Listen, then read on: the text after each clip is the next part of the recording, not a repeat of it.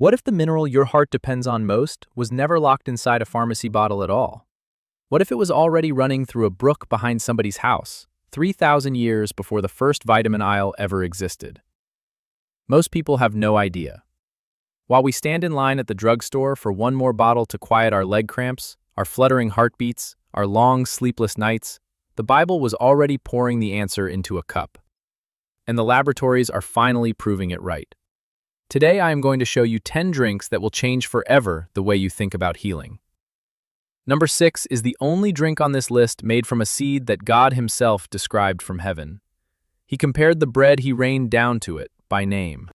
And the food chemists studying that same seed today keep running into one mineral over and over. And number 1 comes from the tree God used to end a rebellion. A dead, dry stick that bloomed overnight in front of an entire nation. Nutritionists have finally admitted it is among the most magnesium-dense foods ever measured. So press subscribe, because every week we connect ancient wisdom with modern science. Now let us begin. These are the 10 magnesium-rich drinks that will heal you, ranked from remarkable all the way to absolutely miraculous. Number 10. Mineral spring water. The brook that kept a prophet alive. There is a moment in the book of 1 Kings, chapter 17, verses 4 through 6, where God tells Elijah to hide himself by a brook called Cherith. And the instruction is strange. God does not say, "I will send you bread." He says, "You shall drink of the brook." The ravens brought the food. The water, God provided directly. For most of human history, water was never only water. It ran over limestone, over dolomite, over beds of ancient rock, and it picked up whatever it passed through. Calcium, potassium, and magnesium, dissolved into a form the body absorbs almost effortlessly, without a pill, without a label, without a single thing added. Here is the part almost nobody stops to think about. We spent the last 100 years learning how to strip water clean. Reverse osmosis, distillation, filter after filter, until what comes out of the tap is pure in the chemical sense and empty in every other sense. We took out the poison. We also took out the medicine, and we congratulated ourselves for it. Researchers have spent decades looking at populations that drink naturally hard water, the kind that comes up out of mineral rock. And the pattern that keeps surfacing is a link between water rich in magnesium and better cardiovascular measurements. Not a cure, a link, but a stubborn one that will not go away. The old way was simple. You drank what came out of the ground, and you squeezed something sour into it. A little lemon, a little sumac, whatever the land gave you that season. The acid helped the minerals stay dissolved, and it made the water taste alive instead of flat. The bottled water industry sells you emptiness in a plastic bottle and calls it purity. Elijah drank from a stream running over stone, and God called it enough. Look at the label on the next bottle you pick up. Find the mineral content. If it lists nothing at all, you are paying good money for a very expensive glass of nothing. Number 9. Bitter greens juice. The Passover greens, dandelion, chicory, endive. That sharp, green, slightly stinging taste that makes you pull your face in for a second before you swallow. In the book of Exodus, chapter 12, verse 8, when God sets out the very first Passover meal, He does not only command the lamb and the unleavened bread, He commands bitter herbs. Not as a garnish, not as an afterthought, as part of the meal He designed with His own mouth. We usually read that as pure symbolism, the bitterness of slavery remembered, and it is that. But God rarely builds a symbol that does not also feed you. Those bitter greens are among the most mineral-dense things that grow anywhere. Dandelion leaves carry magnesium, potassium, and calcium in a package your body recognizes immediately, along with inulin, a fiber that feeds the good bacteria living in your gut. Traditional medicine reached for them again and again for the liver and the bile, and modern research has been circling that same territory for years now. And here is what should bother you. The plant that carries all of that is the exact plant we hunt down. There is an entire industry built on killing dandelions. Millions of dollars a year sprayed across American lawns to destroy a food God planted where anybody could reach it, for free, without asking permission. The old preparation could not be simpler. A handful of young leaves, picked before the flower opens, while the bitterness is still bright instead of harsh.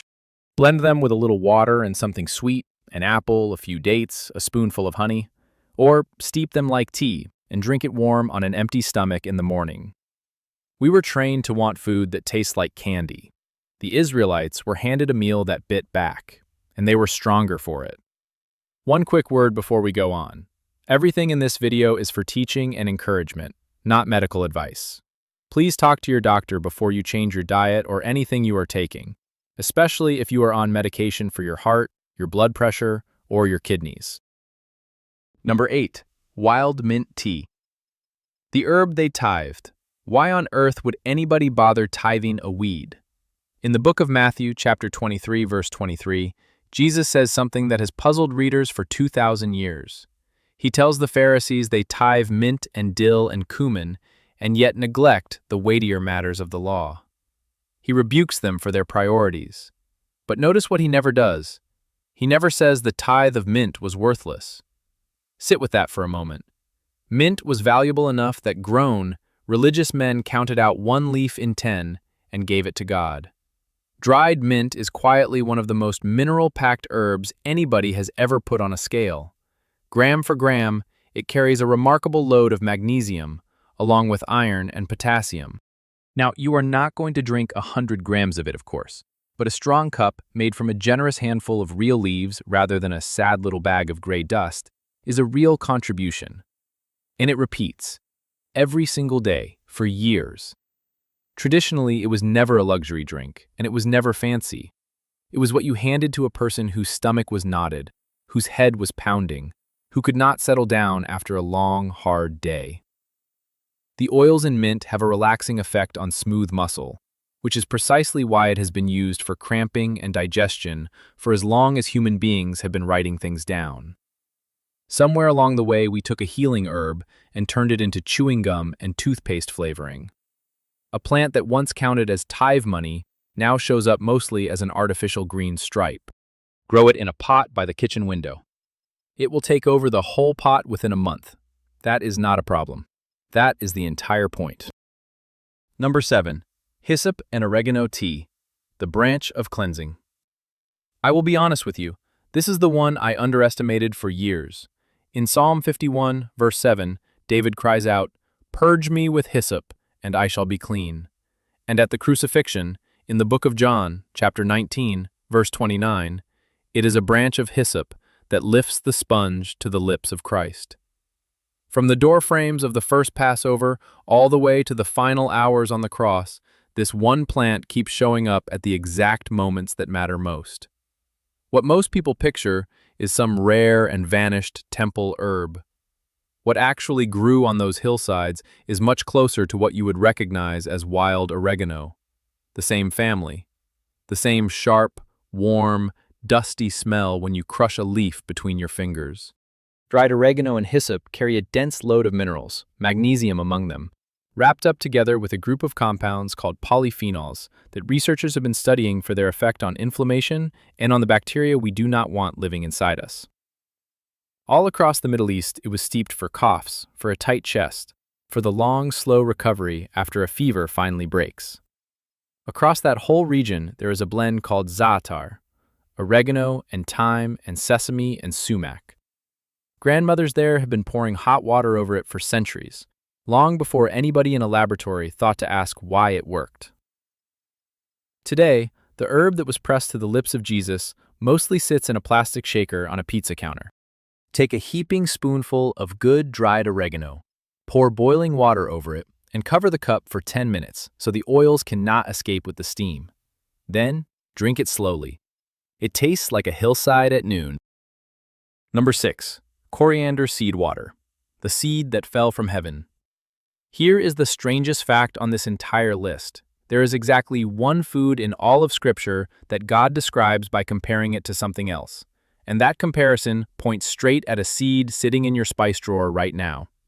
The book of Exodus, chapter 16, verse 31. The house of Israel named it manna, and it was like coriander seed, white, and the taste of it was like wafers made with honey. Bread falling out of the sky and the only way the writers could explain what it looked like was to hold up a coriander seed and say, like this. Which raises a question worth sitting with. Of all the things in creation God could have compared heavenly bread to, why that one? Coriander seed carries roughly 330 milligrams of magnesium in every 3.5 ounces, which puts it in a very small and very exclusive club.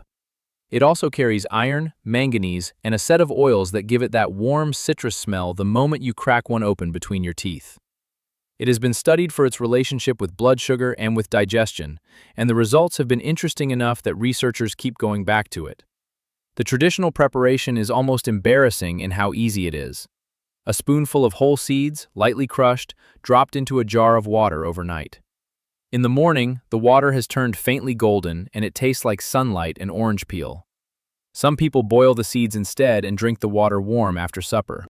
The supplement industry would much rather sell you a capsule with a long Latin name printed on the label. God pointed at a seed and said, "That is what bread from heaven looked like. And a whole bag of it costs about $2. Quick favor before we keep going. If any of this is landing with you, tap that like button. It takes you 1 second, and it tells the platform to show this to somebody's grandmother who has been fighting leg cramps every night for a year and has no idea why. That is the whole reason we do this. Number 5. Cumin and fennel seed tea. The spice beaten with a rod. Listen to how closely God pays attention to small things. In the book of Isaiah, chapter 28, verses 25 and 27, the prophet describes a farmer, and he notices something almost nobody would ever bother putting into a sacred text. The farmer does not thresh cumin with a heavy cartwheel. He beats it out gently with a rod. Because cumin is delicate, and crushing it under a wheel destroys it. And Isaiah says, the farmer knows this because God taught him. That is the God we are dealing with here. He cared enough about a tiny seed to teach a working farmer how not to ruin it. Cumin seed carries around 366 milligrams of magnesium per 3.5 ounces. Fennel seed carries close to 385. Those are extraordinary numbers for something that costs pennies at the market. And both of them have been used in kitchens from Egypt to India to the Levant for the same complaint for thousands of years. The heavy stomach after a meal. The bloating, the cramping that will not let you sit still in your own chair. Modern work on these two seeds has focused on exactly that, digestive comfort and the relaxing of smooth muscle. And it lines up remarkably well with what ordinary people already knew from experience. Warm a small dry pan. Toss in a spoonful of cumin and a spoonful of fennel. No oil at all. Shake them over the heat until the whole kitchen suddenly smells like a spice market. Then pour hot water over them and let them sit for 10 minutes. Add a little honey if you like it sweet. Somebody has already put those two seeds into a capsule and priced it at $40 a bottle. Isaiah watched a farmer tap them out with a stick. Number 4. Barley water, the poor man's grain. Barley shows up in Scripture more than 30 times, and almost every single time it belongs to somebody who has nothing. Ruth gathers it in the field of Boaz in the book of Ruth, chapter 2, verse 23, because she and Naomi have no other way on earth to eat. And in the book of John, chapter 6, verse 9, when a crowd of thousands is hungry and the day is running out, the only food anybody can find is a boy holding 5 barley loaves and 2 small fish. Not wheat, barley, the grain of the poor. And that is exactly what God chose to multiply in his hands. Barley carries roughly 133 milligrams of magnesium per 3.5 ounces, along with a soluble fiber called beta-glucan that has been studied for years now in connection with cholesterol and with the way the body handles sugar after a meal. This is one of the better documented foods on this entire list, and it also happens to be one of the cheapest things in the store. For centuries, barley water was the standard drink for anybody recovering from illness. In Greece, in England, all across the Middle East, you simmer the grain in water until the water turns cloudy and faintly sweet. You strain it off, and you drink it warm or cold. Some people add a squeeze of lemon and a little honey. The Israelites would have known it simply as the ordinary thing you did with a grain when you had more grain than firewood. Then white flour arrived. Then white rice. and barley was pushed off the table for being coarse and old-fashioned and poor. The grain God chose to feed 5,000 people with is now mostly fed to animals. Number 3. The Ezekiel grain drink. The recipe God dictated by name. There are not many places in all of Scripture where God gives an actual recipe, ingredient by ingredient, out loud. The book of Ezekiel, chapter 4, verse 9. Take thou also unto thee wheat, and barley, and beans, and lentils, and millet, and spelt, and put them in one vessel. 6 ingredients, each one named individually, given to a prophet who was going to have to survive on them for a very long time. Now read that list again with a nutritionist's eye, and something remarkable happens. 3 grains and 3 legumes. Grains run low in one essential amino acid. Legumes run low in a different one. Put them together in one vessel, and you close the gap completely. You get a full protein out of plants alone, which is not something most of the world worked out until the 20th century. And every single one of those 6 carries magnesium. Spelt and barley bring the grain minerals. Lentils and beans bring more, plus iron and folate, and a slow, steady fiber that keeps blood sugar from spiking the way white bread does. You can drink it, and it is better as a drink than most people expect.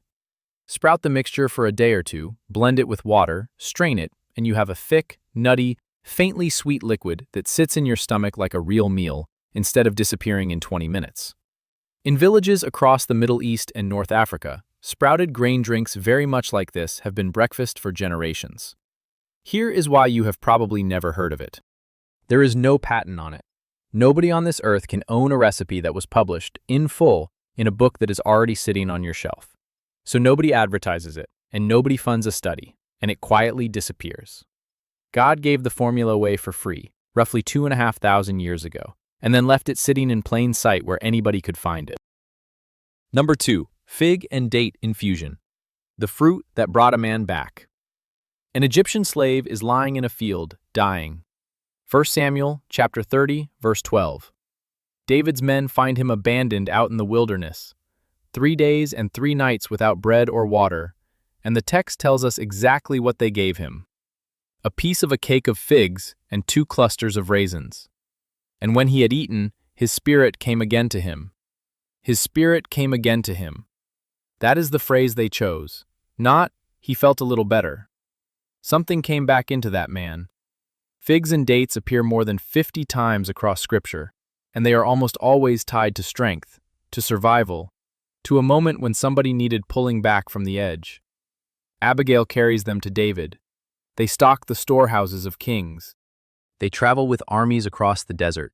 Dried figs carry around 68 milligrams of magnesium per 3.5 ounces. Dates carry around 54. On top of that comes potassium, natural sugars the body can use almost immediately, and enough fiber that the sugar arrives slowly instead of all at once. For a man who had not eaten in 3 days, that combination is close to perfect. And the men who handed it to him had no idea why it worked. They only knew that it did. The infusion is the gentlest way to take it in. 4 or 5 dried figs and a few dates, split open with your thumb, dropped into hot water, and left to sit until the water goes dark amber and tastes like caramel. Drink the liquid first, then eat the softened fruit at the bottom of the cup. And now the modern voice arrives to tell you that dried fruit is nothing but sugar, and you ought to be afraid of it. An entire food, one that carried whole peoples across deserts, dismissed by a number on a label. The man in that field would have laughed at us. Number 1. Almond and pistachio milk. The dead rod that bloomed overnight. A nation is coming apart at the seams. The book of Numbers, chapter 17. The tribes are fighting over who has the right to stand before God, and it is about to tear Israel clean in half. So God settles it in the strangest way imaginable. 12 dead sticks, one from each tribe, laid out overnight in the tabernacle. And in verse 8, Moses walks in the next morning, and the rod of Aaron has budded, brought forth buds, bloomed blossoms, and yielded almonds. Not fire from the sky, not a voice out of a cloud, an almond tree, waking up out of a piece of dead wood. And that is not the only time these show up at a decisive moment. Back in the book of Genesis, chapter 43, verse 11, when Jacob sends his sons back down to Egypt with a gift for the most powerful man in the world, he tells them to carry the best fruits of the land: balm, honey, spices, myrrh, pistachio nuts, and almonds. When Jacob wanted to send something worthy of a king, he sent these two. Now look at what the science says about them. Almonds carry roughly 270 milligrams of magnesium per 3.5 ounces. Pistachios carry about 121. That puts almonds right at the very top of the ordinary food world for this one mineral, and they bring vitamin E, healthy fats, and protein along with it. When researchers study nuts and heart health, almonds are the ones that keep turning up in the results. Real almond milk is nothing more complicated than nuts and water. You soak a cup of raw almonds and a handful of pistachios overnight until they swell and soften and slip out of their skins. You blend them with fresh water until the liquid turns thick and pale and faintly green at the edges. Strain it if you like it smooth, or leave it exactly as it is. A pinch of salt, 1 date for sweetness.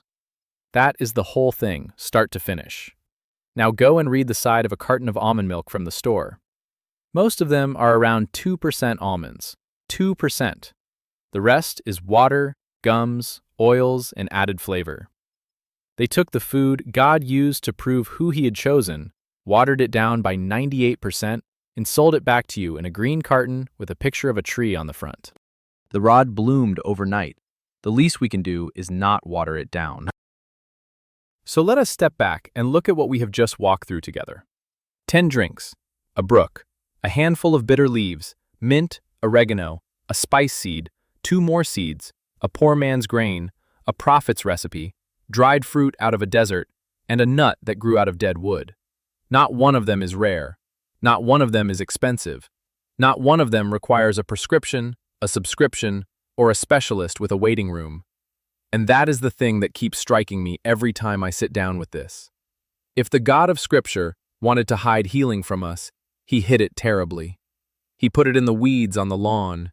He put it in the cheapest grain in the market. He put it in the spice drawer and in the water running over the rocks. He put it in the food a dying slave was handed when he was 3 days from the end. We are the ones who walked away from it. We paved over the dandelions, filtered the minerals out of the water, ground the seeds into dust, and watered the almonds down to 2%. And then we lie awake at night, with our legs cramping and our hearts fluttering, and we wonder what on earth went wrong. You do not need all 10 of these. Pick one. Steep a single cup of mint tonight, or drop a spoonful of coriander seed into a jar of water before bed, and see how you feel 2 weeks from now. Small and repeated beats big and abandoned. That has always been true, in everything. Now I want to hear from you. Which one of these did you grow up with? Somebody watching this had a grandmother who steeped barley water every time a child got sick, or a father who kept a jar of coriander water on the kitchen counter and never once explained why. Tell me in the comments. I read every single one of them, and those stories are honestly the best part of my week. If this blessed you, share it with somebody who needs it today. Subscribe and ring the bell so the next one finds you, because every week we sit down with the oldest book in the world and the newest research, and we let the two of them talk to each other. The Lord gave His people the herb of the field long before He ever gave them a physician. He has not changed His mind. God bless you, and I will see you in the next one.